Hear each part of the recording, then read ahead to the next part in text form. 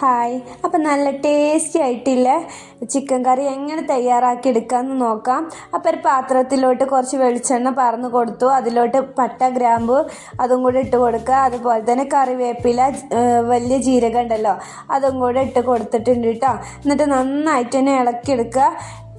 പിന്നെ മിക്സിൻ്റെ ജാറിലോട്ട് വെളുത്തുള്ളി, ചുവന്നുള്ളി, അതുപോലെ തന്നെ നമ്മുടെ തക്കാളി, കുരുമുളക് നന്നായിട്ട് തന്നെ നമ്മൾ അരച്ച് പേസ്റ്റ് രൂപത്തിലെടുക്കട്ടോ.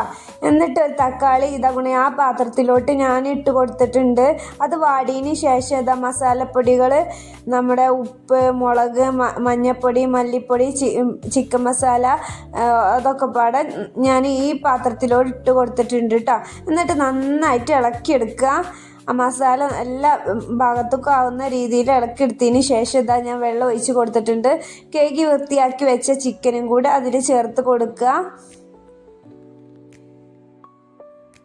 എന്നിട്ടൊന്ന് അടച്ച് വെച്ചിട്ട് അത് വേവിക്കണം കേട്ടോ.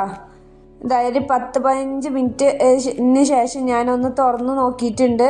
എന്നിട്ട് അതിലോട്ട് കറിവേപ്പിലയും മല്ലിച്ചപ്പും കൂടെ ഇട്ട് കൊടുത്തിട്ടുണ്ട് കേട്ടോ. എന്നിട്ട് ഒന്നും കൂടി ഞാൻ ഇളക്കിയിട്ട് ഉപ്പൊക്കെ ഉണ്ടോ എന്ന് നോക്കിയിട്ടുണ്ട്.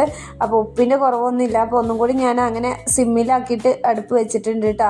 എന്നിട്ട് അങ്ങനെ ഒരു 5 മിനിറ്റ് കഴിഞ്ഞതിന് ശേഷം ഒന്നും കൂടി തുറന്ന് നോക്കിയിട്ടുണ്ട്. നമ്മൾ ചിക്കൻ കറി ഇതാ നല്ല എണ്ണയൊക്കെ തെളിഞ്ഞ് നല്ല ടേസ്റ്റി ആയിട്ടുള്ള ചിക്കൻ കറി ആയിട്ടുണ്ട്. അപ്പോൾ എൻ്റെ വീഡിയോ ഇഷ്ടപ്പെട്ടാൽ ലൈക്ക് ചെയ്യുക, ഷെയർ ചെയ്യുക, കമൻറ്റ് ചെയ്യുക, സബ്സ്ക്രൈബ് ചെയ്യുക.